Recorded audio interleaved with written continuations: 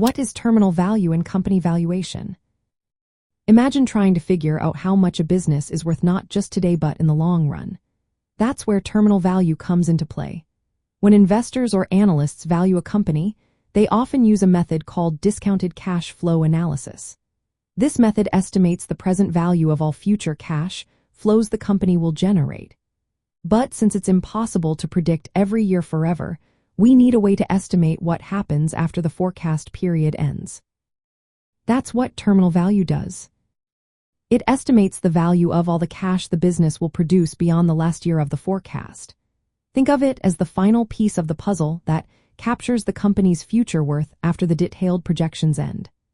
Usually, in a 5 to 10-year model, the terminal value can make up a big part of the total valuation, sometimes half or even 3/4. That's why understanding how it's calculated is so important for stock traders and investors. There are two main ways to find the terminal value. The first is called the perpetuity growth model, or Gordon growth model. This assumes the company's free cash flow will grow at a steady, manageable rate forever. The formula takes the final year's cash flow, increases it by the growth rate, and then divides by the discount rate minus the growth rate. The discount rate reflects the return investors want, considering risk and the cost of capital. The second method is the exit multiple approach.